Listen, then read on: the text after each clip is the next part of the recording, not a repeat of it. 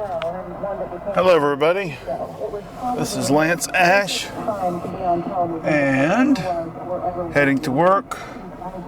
Cool evening. Hold on, turn this down. I like the little background racket. Cool tonight, so maybe getting close to the time where I swap over from wearing the vest to work to when I wear the coat to work.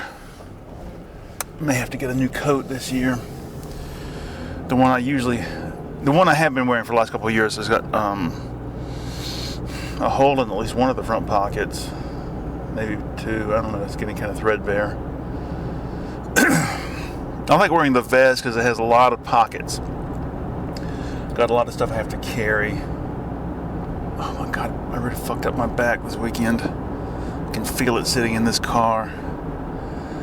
Oh, I like going to work when it's darker like this. Oh, it's so much nicer. I like driving at night because you can see into people's houses. I see stuff you don't normally see. Every year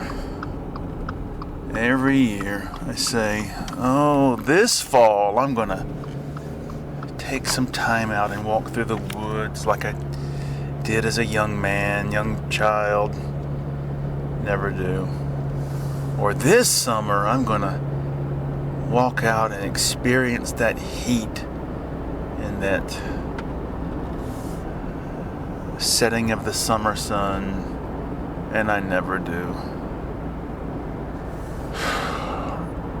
You know, the cliche is that as you become an adult, your adult responsibilities and your job begin to eat up your time. And that's what the situation is. You know, that's why you're unable to do all these things. But for me, that's not really true. For me, it's my life's calling that eats up my time more. That has more pressure on me, you know, because any so-called free time I have, I devote it to painting, drawing. Did a lot of drawing this weekend. I've just gotten to the point where in between layers of paint, while I'm waiting for paint to dry, just sit down and do some drawing. Oh my God. I don't know what I did, but last night I really screwed up my back. Oh, I gotta do something here. We'll dig into the CD bag in a minute. I gotta deal with something here. Find something. What the hell is it in? It's not in. What? Wait a minute. That doesn't make any sense. Where's it at? Hold on. There it is. Got something I gotta throw away. Alright. Anyway, got some CDs in the mail this weekend and they're in the bag. So let's just go ahead and go through the bag. Oh, goodness. Alright, this is Bill Hassel and Blue Screen. This is sort of, oh God, there's so many genres of electronic music, techno music, that, you know, subgenres that I can't keep track of it. I really don't know what the hell this is. Trip hop, dub, some of it is, electro dub. But basically, Bill Hassel was a trumpeter who was willing to dabble in experimental music, and this is a lot of there's a sax on here too. You know, it's basically what really is the logical progression of jazz. It's jazz noodling over the top of electronic music, electronic beats and stuff that would have pissed off the purists and probably still does. You know, let's talk about that for just 1 second. I have never understood jazz rhythm. it's not toe tapping. And the idea that when they introduced toe tapping rhythms to jazz, rock rhythms, that it irritated the old timers. I just don't get that. Hold on, I gotta make a stop at the stop sign here. Turn. Hold on. Okay, we're cool. Oh my god. Okay, what's next? Alright, this is Dreams So Real. They were an Athens band back in the 80s. They were one of the big bands out of Athens back when the classic Athens indie rock scene was at its height. And I remember in 89, 90, something like that, had a roommate who was talking about how great they were. He really liked them. Really liked this album. This is their album, Rough Night in Jericho.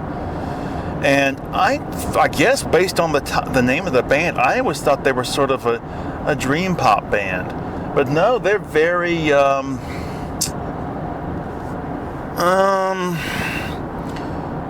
they're what's the word? They're a little bit Tom Petty-ish, and the guy singing sounds a lot like Dwight Yoakam if Dwight Yoakam sang without that affected hillbilly hiccup. All right, but I got to dig into the album a little more. It's not exactly my thing because it's a little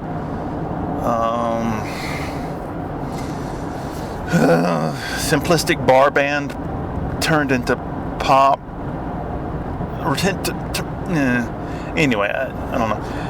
Okay, next, this is Joe Henderson, Our Thing. This is Mastodon. What the hell's the name of this record? The Hunter. They're really good.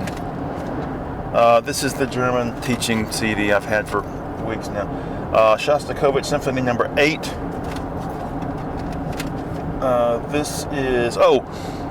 This is disc 1 of Elton John's Blue Moves album. And this is disc 2 of the same album.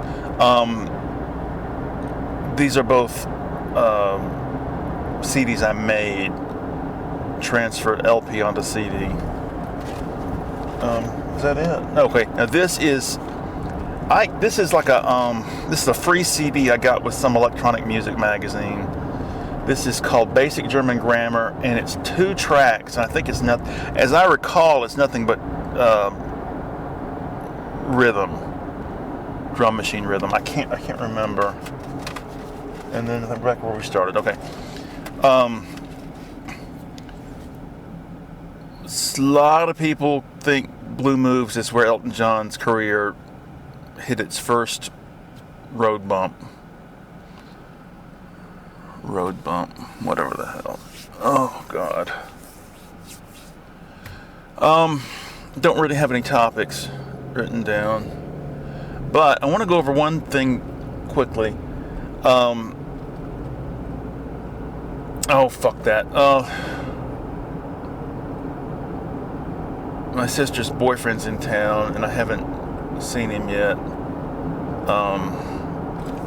They went for some overnight trip somewhere, who knows where. So my wife's having to look in on my mother, make sure she doesn't fall in the shower.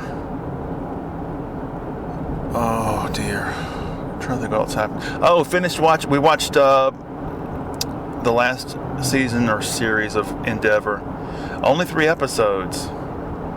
Each episode's an hour and a half. I don't know. I thought it was. It's okay. I mean, you fall in love with these characters, and so it's nice to see the characters again. But I thought it was a little confusing. It was a little bit trying to cram too much in. It's such a shame that the original show is not that good.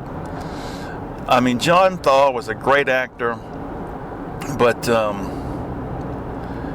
once again, today I tried to watch some of the episodes from the first series of Morse years ago, and they're just not as good. And part of the reason for that is because I've become so used to the honestly better quality of today's, for lack of a better term, television.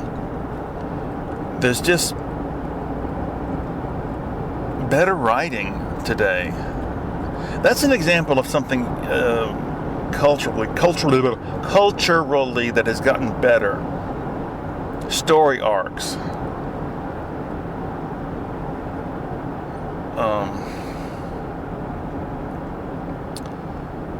But overall, I mean, it was all right. Phil Daniels plays Thursday's brother.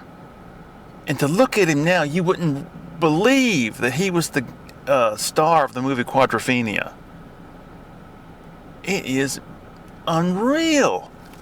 I mean, that movie is it's a great movie, and it's amazing that that album. I mean, it's not my favorite Who album, but it's probably, all things considered, their best album. And that they made a movie that was great enough to equal the greatness of the album is amazing, because that rarely happens when art and commerce meet.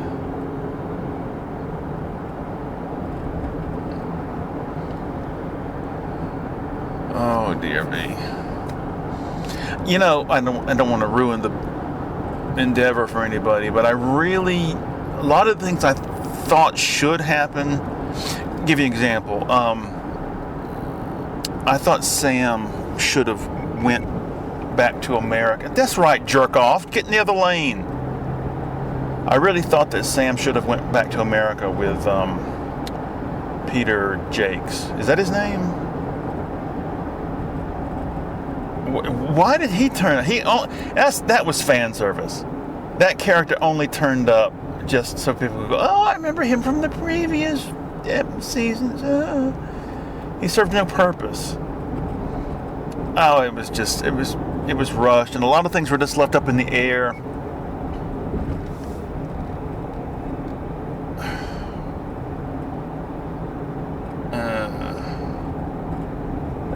That whole shit, I don't know. It's a script writing trope, television and movie trope, that somebody falls in love with someone and they stay in love with them their whole lives. Oh, I've always been in love with you.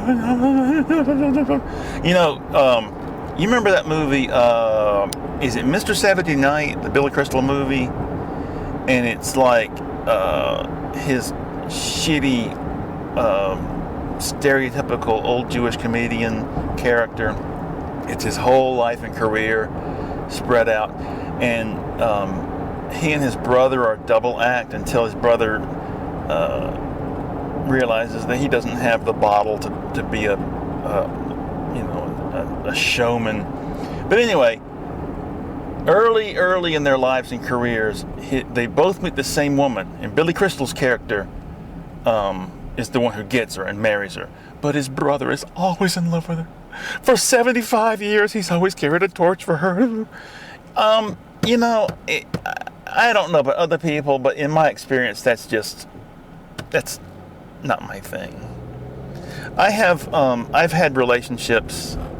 I've had several relationships in my life previous to my marriage, and I don't still carry a torch for any of those people. Now, I still could be friends with them and still be delighted to, bump into them again and, reminisce or catch up or but that's, I don't know. That's just kind of silly, I think. It's kind of like, my criticisms of Woody Allen fallen in love with Soon Yi, and nothing I could do. Fell in love, had to have sex with her, had to make a big fucking stink and ruin my life and career. Nothing I could do. I fell in love. Nothing I could do. What a crock of shit. You don't have to act on it. Of course you do. William Blake said, better to strangle a baby in its crib than to have unacted upon desires. That's a recipe for stupidity. I'm gonna hit this metal plate in the road. I wish they'd finish this whole goddamn project. Everybody's got to come to a screeching slam here, right before a stoplight too. Huge metal plate in the road. Oh God. Oh dear me. Gotta head back into the supervisor that I don't like. You can get in front of me. It's okay. Go. The supervisor I don't like didn't turn up for the last 2 days of last week, and it was just wonderful. I mean, the job's still hard. There was still hard work to do, but it didn't have the added irritation of her career-minded nervousness on top of everything, you know? She'll probably be there tonight, though. This is going to be a 4-day week because I have a dentist appointment Thursday, I think it is. So I'm taking off Thursday night. I'm trying to think what else happened this week. Or this weekend. I went out. I'll tell you something. I didn't want to do anything or go anywhere this week. But, I mean this weekend. But, I decided to get gas on the weekend rather than have to take the time to do it on the way to work or the way back or something. So I did that, and I decided to combine it with some other errands. I dropped off some books at the university library. They have an outside drop, a little chute that you open up, you know. And when you open it up, the smell of the library air comes out. You can smell it. It smells like the library. It's so pleasant. Oh, so I did that, and what's the other thing I did? Got the gas, stopped by Walmart and bought a loaf of bread and a bag of spinach. Oh dear, I gotta get over it. And then I had to pick up my son at his workplace, and got there a little early. Brought my camera with me.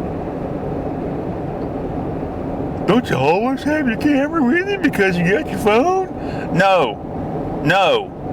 I don't carry a phone around with me all the time, and I don't rely on my phone to be my camera.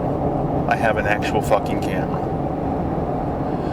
Anyway, so there's a funeral home next to where my son works. It's up the hill. And behind the funeral home is this building that is burned out on the inside. I don't know what the hell it was originally. It must have been some sort of extra functionary building for the funeral home. I really don't know. But anyway, so I decided to get some pictures of it because you can kind of look inside. Anyway, it's been used as a flop for homeless people, I think, because there's like whatever used to be the garage is just full of rags and tatty blankets and just trash and all kinds of crap in there. Anyway, but this time I went around behind. I mean, I've been over there before, but this time I went around behind the place, and they have 4 pet graves back in there, and I don't know if they did it as some sort of practice for the funeral trade or something. 3 cat graves and 1 dog grave. And they have little tombstones, little markers set up and everything. Really bizarre. Got some pictures of them. Maybe I'll use one as the picture for this video. Oh dear, dear, dear. Probably going to have a meeting this week to give us some more information about our fate concerning the move, concerning the downsizing of the building. Boy, I tell you, it's a brain trust running the post office. It really is. They have, might as well be the Rand Corporation. Wheels within wheels.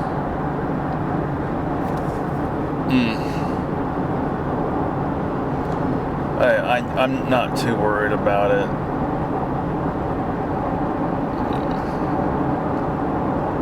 I'll be dead one day and everything will be fine.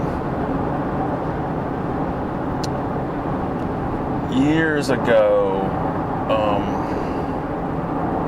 as a result of some paranoid drug experiences, I had this lingering, and it's still lingering today, really, this lingering,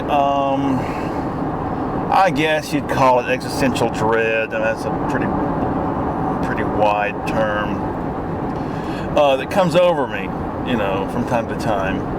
And so this was the first time this had really happened. I guess you sort of have these kind of things, these kind of feelings, spells come over you your whole life. But anyway, I was working at the university and I sent a letter to one of the professors in either the English department or the philosophy department. I can't remember which. But anyway, I told him what had happened. I said, "Do you have any suggestions for something I could read to deal with this, to assuage this feeling, And he suggested Albert Camus' The Myth of Sisyphus. And I got it, and I read it, and I really didn't see the point of it at the time.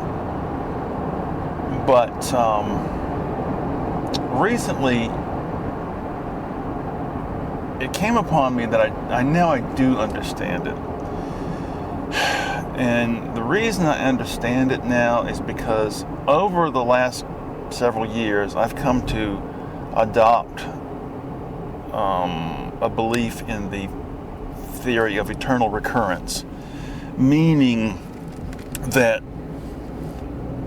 in one way of looking at it, you're going to live your life over and over forever, because the universe is a pattern, and the pattern repeats, in essence. And so you're part of the pattern, and so your life will repeat. And that's kind of like, the Sisyphus rolling the rock up the hill and all that. But, at the beginning of the book, Camus says that the ultimate, or the basic question of philosophy, or the basic philosophical question, is the question of suicide. And the point is that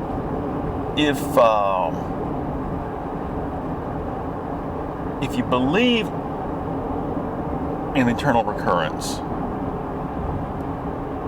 then there comes a point when you think, well, what if I committed suicide? Or what if suicide was the way that I will die?